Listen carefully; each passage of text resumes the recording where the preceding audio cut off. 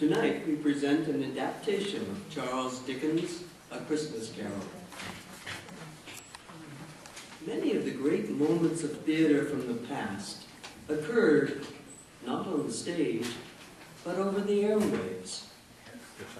This presentation will remind some of you here of the evenings when your family gathered loved ones, poured glasses of eggnog or steaming cider, and sat by the family radio, letting the voices, sounds, and music transport you to a famous Christmas of long ago, before television, before the internet, before Netflix, with the sights coming from your imagination.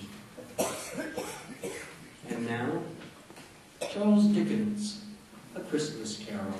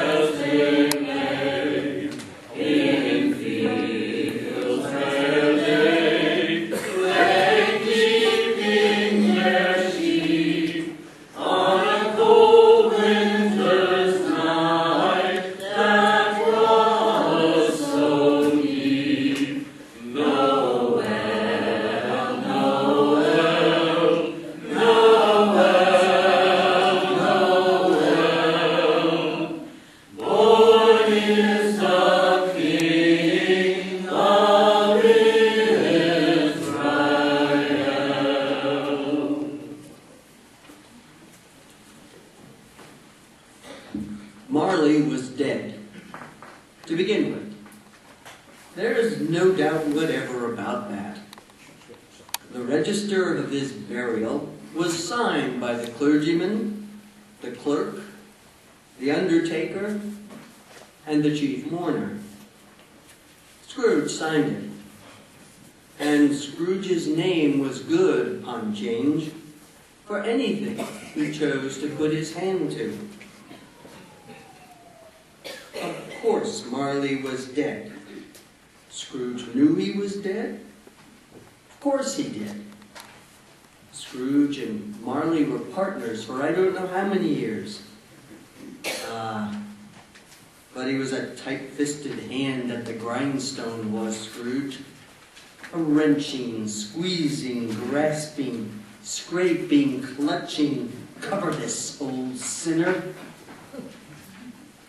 And once upon a time, of all the good days in the year, on Christmas Eve, old Scrooge sat busy in his counting house, a grim, cheerless place, if ever there was one. The door of Scrooge's counting house was open, that he might keep an eye upon his clerk, Bob Cratchit, who, in a cold and dismal little cell beyond, worked at his ledgers.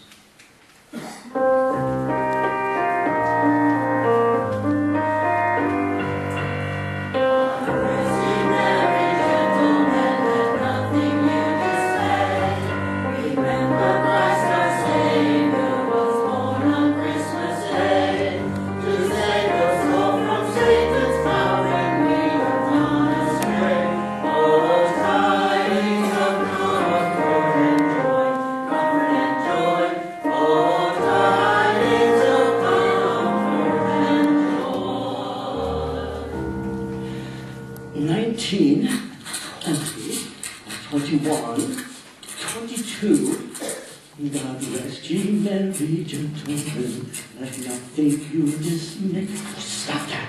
Let's concentrate on the work. Mr. Scrooge. So 23, 26, 29, and I'm carried to Savior. Shh. 17, 13, 17, 7, to save us all from Satan's power. Oh, stop that infernal caterwauling! Yes, sir. 9, 15, 17. Humbug, cavaliers! See, there you got a Christmas carols in my very front door. Oh, get away from my door! Go somewhere else and belly you blasted terrors and I'll give you. Why, Governor? It's their old custom at Christmas time, you know. Yes, he's right. Where's the Christmas spirit? Yes, and I don't want any of your old customs. Take your fellow fools and go away. Christmas humbug. Right, sir. Merry Christmas anyway, sir. Ah. Now you get that letter from Higgins and Blackthorn, Cratchit, and then I want you to finish posting this ledger, and after that you can pop over to Parthagill's and tell Ephraim Parthagill you come after the 17 shillings and 6 pence he's owed me since Michaelmas, and tell him I shall have a constable over there if he doesn't pay up at once. Mr. Parthagill's wife has been ill, sir. Oh, what do I care about his wife? I want my 17 and 6. I just thought it'd been Christmas, sir. Christmas, Christmas. You mention that word to me once more, Bob Cratchit, and I'll... A Merry Christmas, Uncle, and a Merry Christmas, Bob. Merry Christmas, Mr. Fred. God save you, Uncle. Bah, humbug. Christmas a humbug. Uncle, now I'm sure you don't mean that. Oh, I mean just that. Exactly that. Merry Christmas. What right have you to be merry? What reason have you? You're poor enough. Well, what right do you have to be dismal about Christmas, Uncle? You're rich enough. Bah! Now, Uncle, don't be cross. Well, what else can I be when I live in such a world of fools? What's Christmas to you but a time for paying bills without money? Merry Christmas. A time for finding yourself a year older and not an hour richer? If I could work my will, every idiot who goes about with Merry Christmas on his lips be boiled with his own pudding and buried with a stake of holly through his heart, he should. Uncle! Now, nephew, you creep pisses in your way and let me keep it in mind. Keep it, but you don't keep it, Uncle. Well, let me leave it alone then. What do you want, a Christmas gift, I've no doubt? I came to wish you a Merry Christmas, Uncle. A Merry Christmas. Much good may Christmas do you. Ha ha! Much good have I ever done you. There are many things from which I derive good by which I have not profited materially. I dare say, Uncle, Christmas among the rest. But I have always thought of Christmas time as a good time, a kind, forgiving, charitable, pleasant time. And therefore, Uncle, though it has never put a scrap of gold or silver in my pocket, I believe it has done me good and will do me good. And I say, God bless it.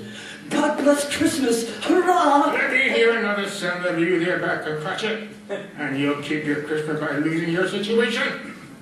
As to you, nephew, I wonder you don't go into Parliament. You talk enough nonsense. Oh, don't be angry, Uncle. I want nothing from you. I ask nothing of you. Why can't we be friends? Good afternoon. I'm sorry you feel that way. Well, I tried. A Merry Christmas to you, Uncle. Good afternoon. And a Happy New Year, too. And a Merry Christmas to you, Bob, and the missus. And to Tiny Tim. Oh, thank you, Mr. Fred. Same to you, sir. Good day, sir. Good day, Bob. Oh, nonsense. Flummery.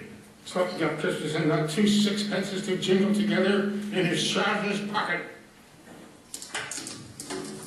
Hey, you there, Bob Cratchit, come here. What are you doing there? I'm only putting a bit more coal in the fire, Mr. Scrooge. Seeing it's so cold in there, sir. You put that coal back into the scuttle? A fire. A fire indeed, I can tell you. If you use coal that way, you and I will soon be parting company, Bob Cratchit. You understand that? There's many young fellows like your situation, you know. I'm sorry, sir. My fingers were getting a little stiff with the cold. Then put on your mittens. There's someone at the door. Go on, see who it is. Yes, sir.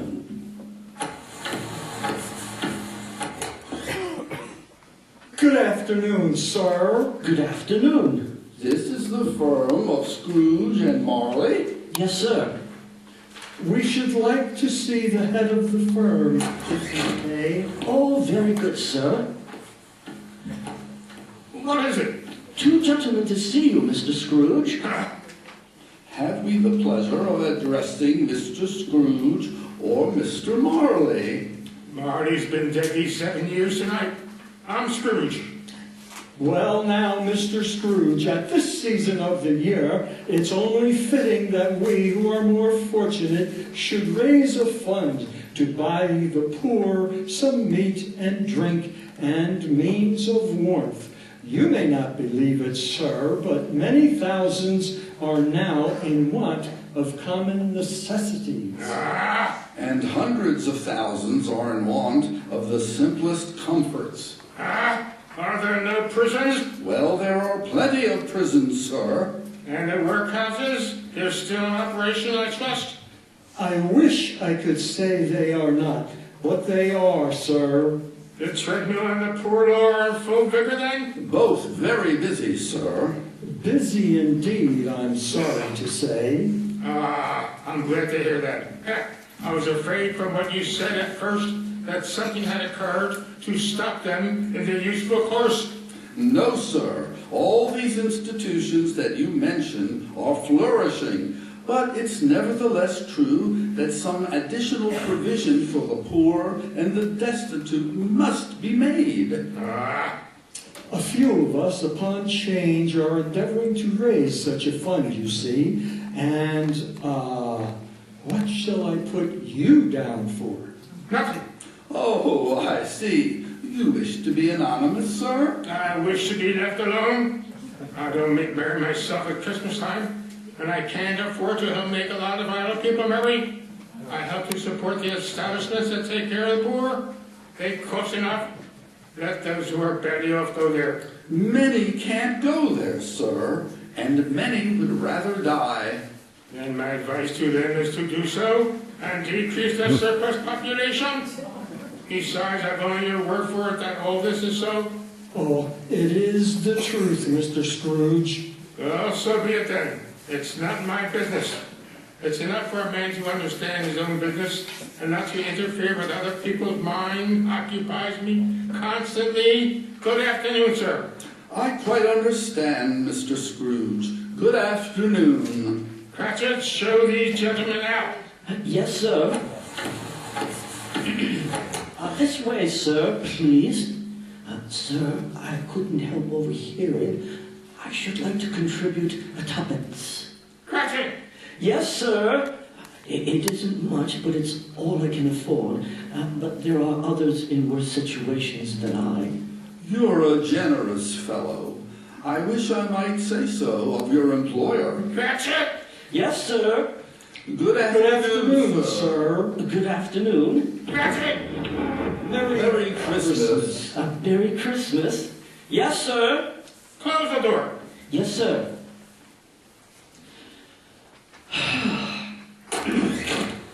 24, 31, one carry 3, a new scarlet tippet for Tiny Tim, a comb for Martha, 33, 3 and carry 3, a hair ribbon for Belinda, 4, 7, 12, 15. Cratchit!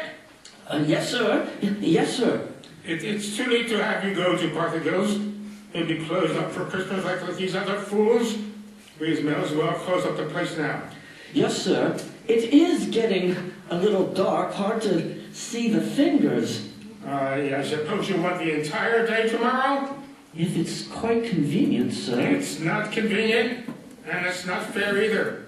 I suppose I can't do anything about it. If I was to stop half a crown of your wages, you'd think yourself very ill-used. I'll be bound. Well, sir, Yay, but you don't think me ill-used when I pay a day's wages for no work?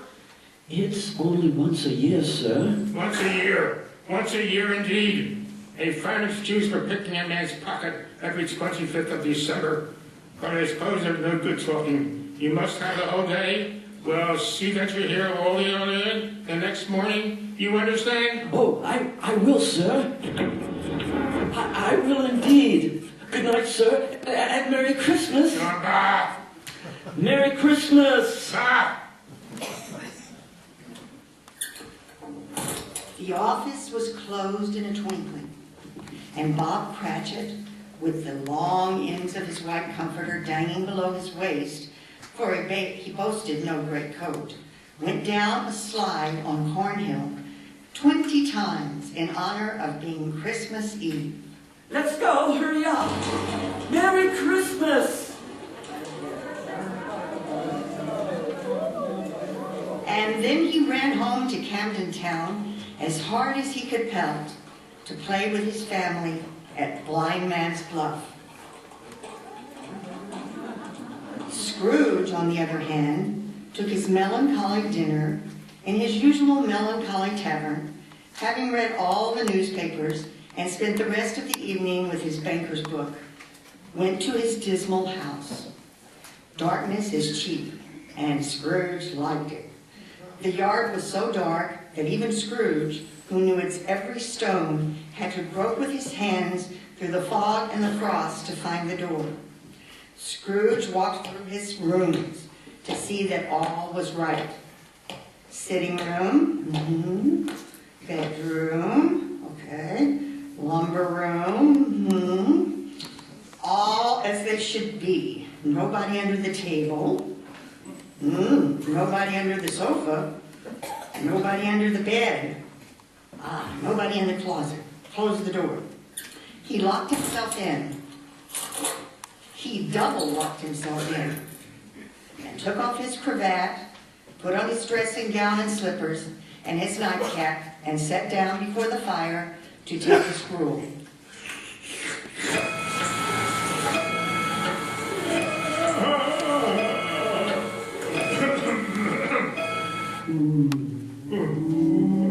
What's that? What's that? Marty!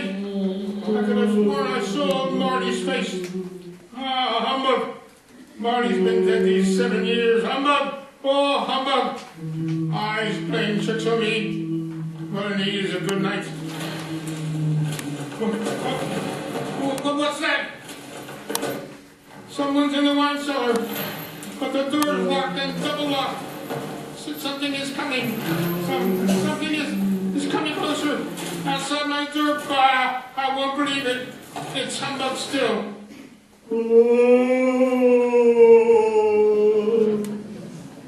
Ebenezer Scrooge, Ebenezer Scrooge. Marley, oh no, what do you want with me? I want much of you, Ebenezer. Who are you? Ask me who I was. Oh, you're very particular for a ghost. All right then, who are you? In life, I was your partner, Jacob Marley. Jacob Marley, but you're dead. You died 7 years ago. 7 years ago this very night. What's wrong, Ebenezer? Don't you believe in me? I do not. You doubt your senses, Ebenezer? Yes, because a little thing affects them. A slight disorder of the stomach makes them cheat. You can't be a ghost. You may be an undigested bit of beef, or a blot of mustard, or a crumb of cheese, a fragment of an underdone potato. There may be more gravy than gravy about you. Whatever you are, humbug, I tell you, humbug. Oh, I do believe in you. You are a ghost ship. Thank you. Why do you walk the earth, Jacob? Why do you come to me? It is required of every man that the spirit within him should walk abroad among his fellow men and travel far and wide to witness what it cannot share, but might have shared on earth and turn to happiness. But tell me, Jacob, what is that chain you wear around you? I wear the chain I forged in life. I made it link by link and yard by yard, by my own free will. Is its pattern strange to you, Ebenezer? Cash boxes, keys and padlocks, ledgers and purses?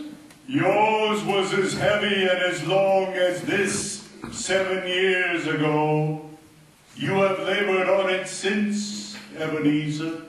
Oh, Jacob, speak comfort to me, Jacob. Comfort I have none to give. I cannot rest. I cannot stay. I cannot linger. Weary journeys lie before me. You travel fast? Yes, Ebenezer, on the wings of the wind. Ah, 7 years dead and traveling all the time. 7 years, Ebenezer. 7 years of remorse. Ebenezer, do you know that no space of regret can make amends for one's life's opportunities misused? But you were always a good man of business, Jacob. Oh, business! Mankind was my business. Charity, mercy, benevolence, they were all my business. The dealings of my trade were but a drop of water in the comprehensive ocean of my business. Jacob, don't take on so. Now, Jacob. Ebenezer, I am here to warn you that you have yet a chance of hope of escaping my fate. Do you hear that, Ebenezer? Yes, Jacob. Yes, you were always a good friend to me, Jacob. Thanks, Jacob, but go on. How shall I escape? Oh, I'm afraid, Jacob. You will be haunted by 3 spirits. Is that the only chance and hope, Jacob? It is your only chance and hope. Well, then I'd rather not. Without their visits, you cannot hope to shun the path I tread. Expect the first tomorrow when the bell tolls 1. Didn't I take them all at once and have it over, Jacob? Oh, Ebenezer, look that for your own sake you remember what has passed between us. Remember, when the bell tolls 1, look for the first spirit. Marty, Jacob, Marty. Scrooge awoke. He was lying in his bed, fully dressed. Suddenly, the curtains of his bed were drawn aside, and Scrooge found himself face to face with the unearthly visitor who drew them. As close to it as I am now to you, and I am standing in the spirit at your elbow. It was a strange figure, like a child, yet not so like a child, as like an old man. Its hair was hung about its neck, and down its back was white, as if with age. And yet his face had not a wrinkle in it, and the tenderest bloom was on the skin. The arms were long and muscular, the hands the same, as if its hold were of uncommon strength.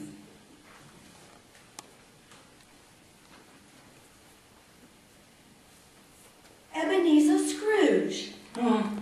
Who's that? Ebenezer Scrooge, I have come for you.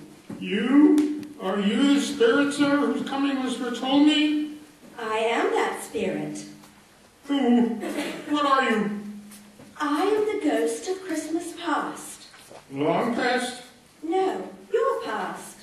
What do you want of me? What brings you here to haunt me? Your welfare, Ebenezer Scrooge. Rise and walk with me. Oh, no, no, no, no, not out of the window. Why, I can't do that. I'll fall down. I'm not a spirit. I'm mortal and I'll fall. Bear but a touch of my hand upon your heart, and you shall be upheld in more than this. Come, follow me. Where are we? What's become of the city? And there's snow upon the ground. Where are we? These are the shadows of the things that have been. You recognize this countryside? I know every inch of it, every rock, every tree. And that bleak building over there. Ah, that building, yeah. I was a boy there. Yes, I went to school in that horrible place. Do you recollect that path? I could walk it blindfold. Strange you should have forgotten it so many years. Come, let us go closer. Look through the window into that cold, barren room. What do you see, Ebenezer Scrooge? Oh, I see a boy. A solitary child, neglected by his family on Christmas, alone. Yes, I see. I know that boy. I was so lonely. Poor boy. Your lip is trembling, Scrooge. And what is that on your cheek? It's nothing at all. I wish it's too late now. What's the matter? Nothing. The waifs came to my door singing Christmas carols last night, and there was a boy like that among them. A poor, pale, thin little boy in a ragged coat. I should like to have given him something, that's all. Is that all? Come, Ebenezer Scrooge, let us see another Christmas. Do you know this place, Ebenezer Scrooge? Know it. This is the counting house where I was apprenticed. It's my old master, bless his heart, old Fezziwig, my master alive again. Ha ha ha ha! Yo, my boys, no more work tonight. Christmas Eve, Dick. Christmas, Ebenezer. Let's have the shutters up before a man can say Jack Robinson. Hally-ho, clear away, my lads, and let's have lots of room. Hally-ho, Dick. Cheer up, Ebenezer. Right away, sir. Hurry, boys. Guess we'll be arriving upon the spot. Ah, here's the fiddler.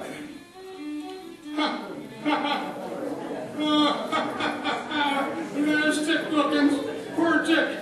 Dear, yes. And look, there's Mrs. Fezziwig herself, looking younger than any of them, and the tables all loaded with roast and cider, mince pie and beer.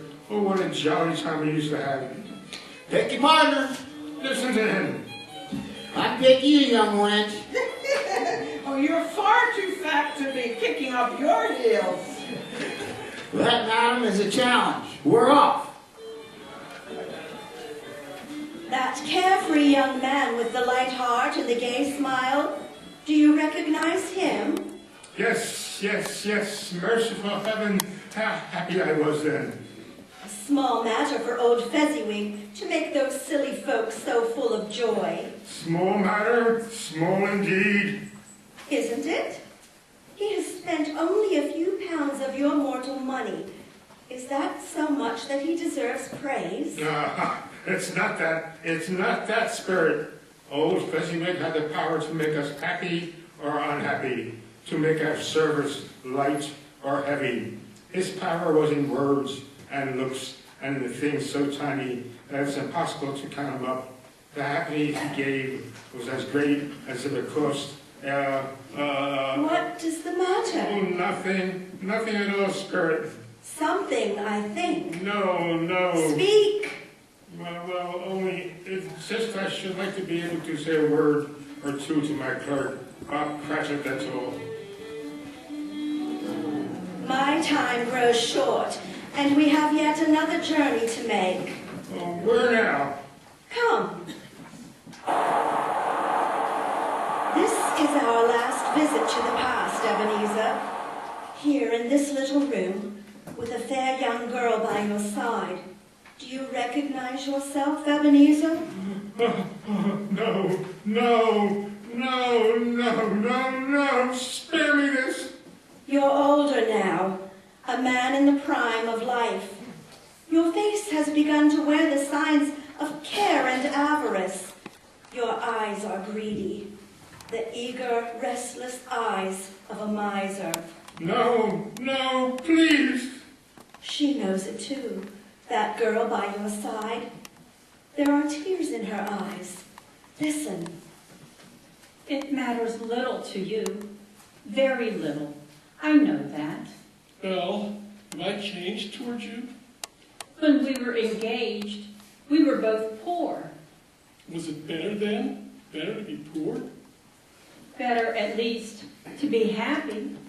You're changed. You were another man then. I was a boy. You blame me because I've grown wiser? Have I ever tried to break our engagement? In words? No, never. In what then?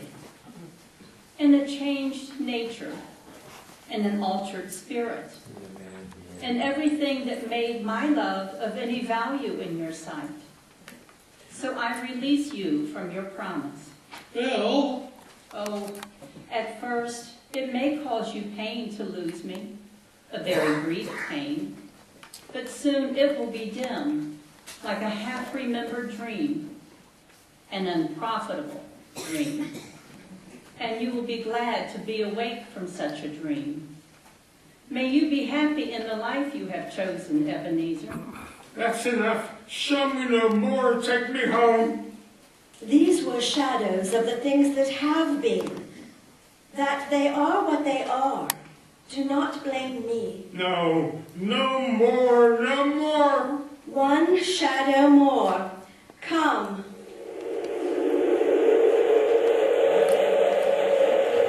Do you see this man, Ebenezer Scrooge? This man might have been you, and the woman beside him your wife. And that girl might have been your daughter, Ebenezer Scrooge. She might have called you father. She might have been a springtime in the haggard winter of your life. Spirit, let me go. Show me no more. Listen now while they speak, Ebenezer. Belle, I saw an old friend of yours today. Oh, who was it? Guess. How can I? Oh, I know. Ebenezer Scrooge. Mr. Scrooge it was. I passed by his office window. It wasn't shuttered. And there was a candle inside, so I couldn't help seeing him. His partner, Marley, lies at the point of death, I hear. And there sat Scrooge, all alone. Quite alone in the world, I do believe. Spirit, I can't bear any more. Leave me. Haunt me no more. Take me back. On the stroke of 2, Scrooge awakened suddenly and sat bolt upright in his own bed. He remembered the words of Marley's ghost and wondered from which direction the second specter would appear. At that moment, nothing but a baby and a rhinoceros would have astonished him very much. He became aware gradually of a great blaze of ruddy light which seemed to shine upon him from the adjoining room. He got up softly and shuffled in his slippers to the door. It was his own sitting room, but it had undergone a surprising transformation. The walls and ceiling were so hung with living green that it looked a perfect grove, from every part of which bright gleaming berries glistened, and such a mighty blaze went roaring up the chimney as had never been known in Scrooge's time, or for many and many a winter season gone. Heaped up on the floor, to form a kind of throne, were turkeys, geese, game, poultry, great joints of meat, suckling pigs, long wreaths of sausages, mince pies, plum puddings, barrels of oysters, red-hot chestnuts, and seething bowls of punch that made the chamber dim with their delicious steam.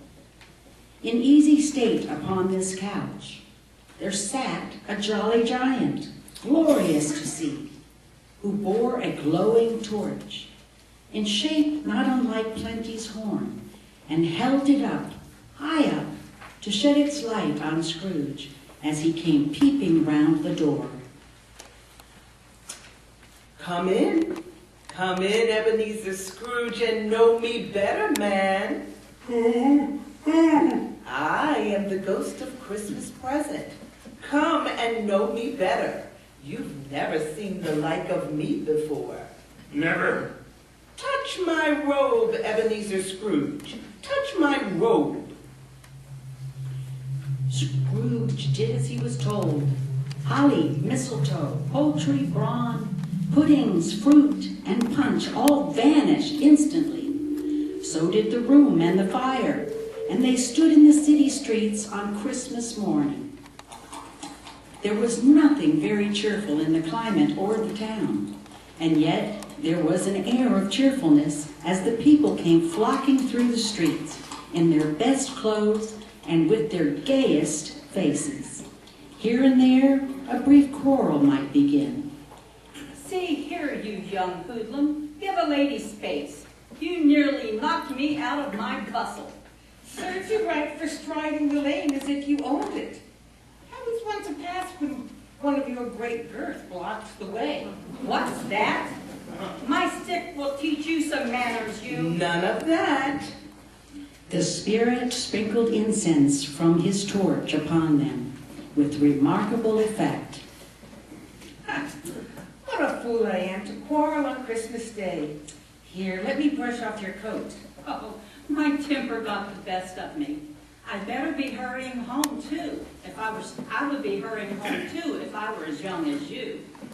Have a Merry Christmas. And you as well. Merry Christmas. Is there a peculiar essence you sprinkle from your torch, spirit? There is, my own, and I apply it to all the homes and dinners within this day. Would it apply to any kind of dinner? To any kindly given, to a poor one most. Why to a poor one most? Because it needs it most. Come. Where have you brought me, spirit? A humble dwelling in a humble street. It's humble enough. Yet there is happiness there. Who are these people? Who's that woman and the children? These are the family of your clerk, Bob Cratchit. His wife, dressed in a twice-turned gown but brave in ribbons, laid the table for their Christmas dinner. And there, assisting her, is her daughter Belinda. And the young man with the fork and the stuffing, that's Master Peter Cratchit. And the two little Cratchits. Listen, Scrooge.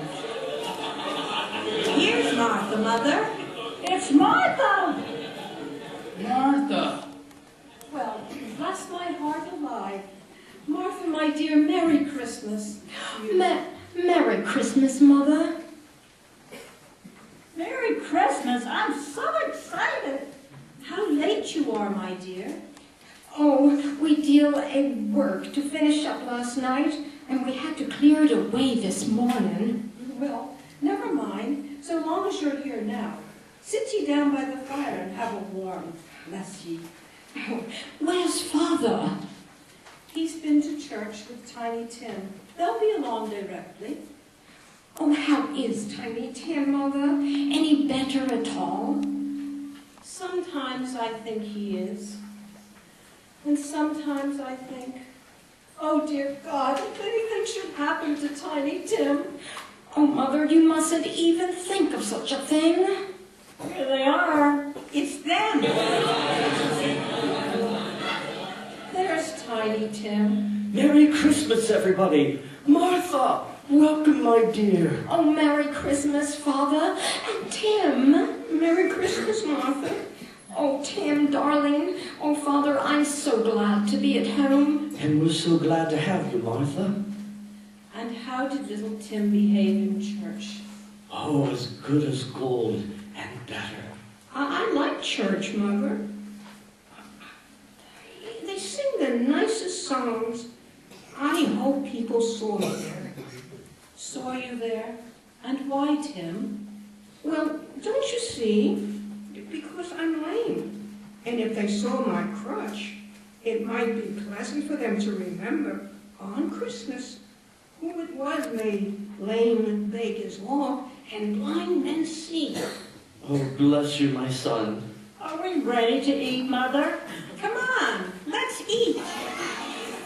Yes, children, we're all ready. Come and take your places now. And Bob, wait your turn. There's plenty, stuffing and dressing and plum pudding for all of you. Martha, you take care of Tiny Tim. Oh, yes, Mother. You see that he eats plenty. He must get tall and well. Now sit down, everyone, sit down. Spirit, tell me if Tiny Tim will live. I see a vacant seat in the poor chimney corner, and a crutch without an owner, carefully preserved. Oh, no, kind spirit. Say he'll be spared. Say he'll live. If these shadows remain unaltered by the future, Ebenezer, the child will die. Oh, and now, my dears, with such a dinner, a toast. A Merry Christmas to us all, and God bless us. Amen. God bless us, everyone. And now, to Mr. Scrooge. Ah. Oh, no, Father. He's so mean. I give you a toast to Mr. Scrooge, the founder of the feast. The founder of the feast, indeed, who pays you all of 15 shillings a week. I wish I had him here. I'd give him a piece of my mind to feast on, and I hope he'd have a good appetite for it. Oh, my dear, the children. Christmas Day. Well, it should be Christmas Day. I'm sure on which one drinks the health to such an odious, stingy, unfeeling man as Mr. Scrooge. You know he is, Bob. No one knows it better than you, poor fellow. My dear, Christmas Day. I'll drink to his health for your sake in the days, not for his. Long life to him, a Merry Christmas and a Happy New Year. He'll be very merry and very happy, I have no doubt. And I say, God bless him too, Mother, and everyone. And everyone. A Merry Christmas to Mr. Scrooge, then. There was nothing of high marks in all this. They were not a handsome family, the Cratchits. They were not well dressed. Their shoes were far from being waterproof. Their clothes were scanty and had known very likely the inside of a pawnbroker. But they were happy, grateful, pleased with one another, and contented with the time. When at last they faded, Scrooge had his eyes upon them, especially on Tiny Tim, until the last. Many called Scrooge that night with the ghost of Christmas present. Down among the miners they went, who labored in the bowels of the earth, and out to sea among the sailors at their watch. Dark, ghostly figures in their several stations. Much they saw, and far they went, and many places they visited, but always with a happy end. The spirits stood beside sick beds, and they were cheerful, on foreign lands, and they were close at home by poverty. It was rich. It was a long night, if it was only a night. And it was strange, too, that while Scrooge remained unaltered in his outward form, the ghost grew older, clearly older. My life upon this globe is very brief, Ebenezer. It ends tonight. Tonight? Tonight at 3. Hark, the hour has come. Oh, no, not yet, not yet. There are still more way things I wish to learn. These you will learn from still another spirit. Still another spirit, Ebenezer. Scrooge looked about him for the ghost. It had vanished, and he found himself once more in his bed, in his dressing gown, and his nightcap on his head. and lifting up his eyes, beheld the third spirit, a solemn phantom, shrouded in black, draped and hooded, coming toward him slowly and silently, like a mist along the ground. I know you. You are the ghost of Christmas yet to come. You'll show me the shadows of things that have not happened, but will happen in the time before us. Answer me, spirit. Ghost of the future, I fear you more than any specter I've seen. Yet I know your purpose is to do me good, and I hasten hope to live to be another man from what I was. Lead on, lead on. The night's waiting, and time's precious. Spirit, why have you brought me here again? Here to Bob Cratchit's home, but it's not the same. What? Why is it so quiet? So very quiet here.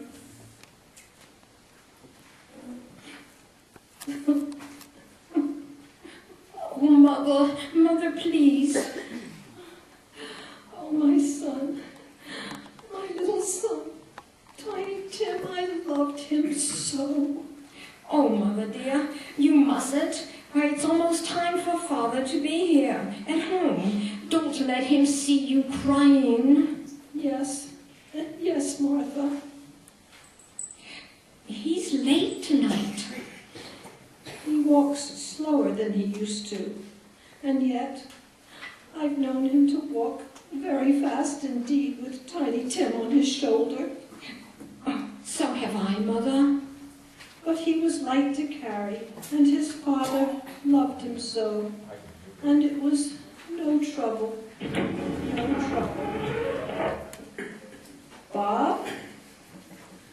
Good evening, my dear. You're late, Bob. Yes, I'm sorry, my dear. I went to the churchyard today. I wish you could have gone with me. It would have done your heart good to see how sweet and green a place it is. But you'll see it often, I promised him. Yes, I promised Tiny Tim we'd walk there on a Sunday.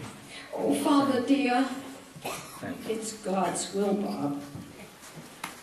I'm trying to understand it, my dear. Oh, my little son, Tiny Tim. And I loved him so. Oh, no, Spirit. No, this is too cruel. Can't you give me one ray of hope that I may change all that Tiny Tim may live? Where are you taking me now? Here, on a common street, Spirit? What is there for me to learn here? Who are those men? I don't know much about it either way. I only know he is dead. When did he die? Last night, I believe. It's likely to be a very cheap funeral, for upon my life, I don't know anybody to go to it. Suppose we make up a party and volunteer? I do not mind going, if a lunch is provided. Come to think of it, I'll bet I was his best friend. What? Yes, we used to nod to each other when we met in the street. The scene vanished with the sweep of the dreadful spectre's hand, and suddenly Scrooge was in an obscure part of the town. The ways were foul and narrow, and the whole quarter reeked with crime, with filth, and with misery. They entered a low-brow shop, where old rags, bottles, and bones were bought. Sitting in among the wares he dealt in, by a charcoal stove made of old bricks, was a gray-headed rascal, nearly 70 years of age. Scrooge and the Phantom came into the presence of this man just as a woman with a heavy bundle slunk into the shop. Another woman, similarly laden, came in too. Let the charwoman alone to be the first. The charwoman threw her bundle on the floor and sat down in a flaunting manner on a stool, crossing her elbows with her knees and looking with a bold defiance at the other two. What odds, Mrs. Gilbert? Every person has a right to take care of themselves. He always did. That's true indeed. No man more so. Who's the worse for the loss of a few things like these? If he wanted to keep them after he was dead, why wasn't he kinder in his lifetime? If he had been, he'd have somebody to look after him when he was dying, instead of gasping out his last breath all alone by himself. Not much there. A pencil case, a pair of sleeve buttons, spectacles. Let's see. 12 shillings. Not a penny more. Oh. And now undo my bundle, John. What do you call this? Bed curtains? Bed curtains. Took them down original with him lying there. You were born to make your fortune. What's this? His blankets? What else do you think? He isn't likely to go with him, I dare say. This is the end of it, you see. He frightened everyone away from him when he was alive to profit us when he was dead. Spectre, I feel that our parting moment is at hand. I beg you, tell me what wretched man it is whose passing is so cruelly mocked, so I can learn from his example and veer from his path. Is there no one to mourn the poor creature? Spirit, where are we now? Merciful heaven, a churchyard overrun by grass and weeds, desolate, lonely, crumbling gravestones. Spirit, what gravestones is this that you point out to me? Wait, are these shadows of things that will be, or are they shadows of things that may be? Only, will you not speak to me, Spirit? Why do you point to that grave? I can see the writing on the stone. The name of the gravestone is Ebenezer Scrooge. Ebenezer Scrooge. Oh no, no, Spirit, no, no, no, hear me. I'm not the man I was. Why show me this if I am past all hope? Tell me that I can change these dreadful shadows you've shown me by an altered life. On a Christmas in my heart. I'll try to keep it all the year. I'll live in the past, the present, and the future, and I'll not shut out the lessons that they teach. Tell me, Spirit. Oh, go on. Tell me that I can sponge away the writing on that stone. Spirit, I beg you. Spirit, I beg you. Spirit, I promise my knees. I promise what's this? It's my own bed. Oh, I'm home in my own bed, in my own room. And the sun's shining. It's clear, it's bright, no fog. What a beautiful day. Oh, glorious, glorious. Hey, boy, oh, boy. Yes, sir. What's today? What's today? What's that, sir? What day is it, my fine fellow? Today? Why, it's Christmas Day. Ah, Christmas Day. And I haven't missed it. The spirits have done all in one night. All in one night. Heaven be praised. How is that, sir? Listen, my lad. Do you know where the poulterer is in the next street? I should say I do. Ah, an intelligent boy. A remarkable boy. Tell me, do you know they sold the prize turkey that was hanging in the window? The one that's as big as me? What a delightful boy. It's a pleasure to talk to you. Yes, my buck. It's hanging there now, sir. That's wonderful. Go down, will you, and tell him to send it to Bob Cratchit and his family on Broad Street. And mind you, they're not to know who paid for it. Go along. Hurry, my lad. Here, wait a minute. Here's half a crown for your trouble. Catch. Got it, sir. Yes, sir. Yes, sir. And a Merry Christmas, sir. Ha ha! A Merry Christmas to you, my boy. Oh, I don't know what to do. I'm as light as a feather, as happy as an angel. I'm as merry as a schoolboy. Merry Christmas! Ha ha ha! A Merry Christmas to everybody! A Happy New Year to all the world! Hoo! Hoo! Ho! Scrooge quickly dressed himself and plunged into the street. You, sir, wait, stay. How do you do? I beg your pardon? Well, you, sir, aren't you the gentleman who came to my office in regard to that charity? Why, yes, I am. Why, yes, we are. A Merry Christmas to you.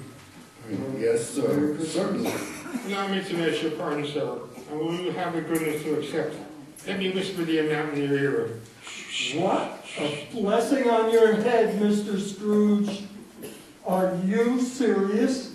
He's giving us a miraculous. If you please. Now, not a farthing less. A great many back payments are included, I assure you. Will you do me that favor? Well, my dear sir, I don't know what to say to such munificent... Now, don't say anything, please. Come and see me. Will you? Will you come and see me? We will. We will indeed. Thank you. I am much obliged to you. I thank you 50 times. Bless you. Merry Christmas. Is your master at home, my dear? Yes, sir. Where is he, my love? He's in the dining room, sir, along with mistress. I'll show you upstairs, if you please. Thank you. He knows me. Fred! Oh, my goodness, Fred! What is it, my dear? Who's that? It is I, your Uncle Scrooge. I have come to dinner. Will you let me in, Fred? Oh, please come in, Fred. Your Uncle Scrooge. Come for Christmas. Home for Christmas, my darling home. Let him in, everyone. This is my Uncle Scrooge. Make him welcome.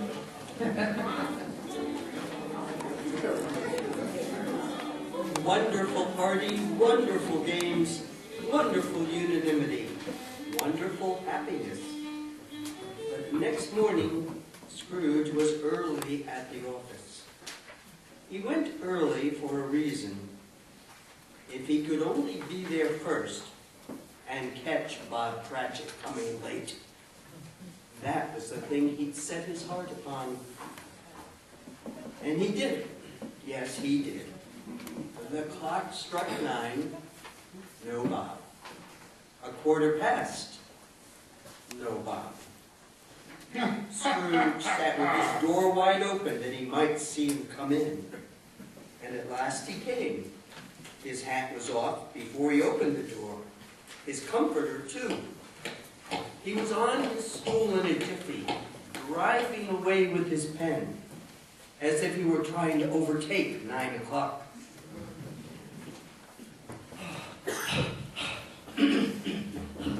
15 and 21 and 6 and carry the 1, 24 and the 2, 31 and 8 and 9. Hello, you Cratchit! Yes, sir? Step this way, Cratchit, if you please. Cratchit, what do you mean by coming in at this time of day? I'm very sorry, sir. I am behind my time. You are? Yes, I think you are. Oh, it's only once a year, Mr. Scrooge. It shall not be repeated. I was making rather merry yesterday, sir. I'll tell you what, my friend. I'll not stand this sort of thing any longer, and therefore, back, Cratchit, I'm about to raise your salary. Mr. Scrooge, are you quite yourself, sir? No, thank heaven, I'm not quite myself. Merry Christmas, Bob. Ha ha! Merry Christmas, my good fellow, and Merry Christmas than I've given you in many a year. I shall raise your salary, and we'll see what we can do for Tiny Tim and the rest of your family. Ha ha ha! Well, we'll discuss this afternoon over a Christmas bowl of punch. Oh, thank you, sir. And Bob, make up the fire, make it up, and buy another coal scuttle before you dot another I, Bob Cratchit. Yes, sir. Scrooge was better than his word.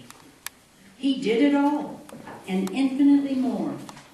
To Tiny Tim, who did not die, he was a second father. He became as good a friend, as good a master, and as good a man as the good old city knew, or any other good old city, town, or borough in the good old world. Some people laughed to see the alteration in him, but he let them laugh, and little heeded them. His own heart laughed. That was quite enough for him. He had no further intercourse with spirits, but afterwards, and it was always said of him, that he knew how to keep Christmas well. if any man alive possessed the knowledge. And may that truly be said of us, of all of us. And so, as Tiny Tim observed, God bless us, everyone.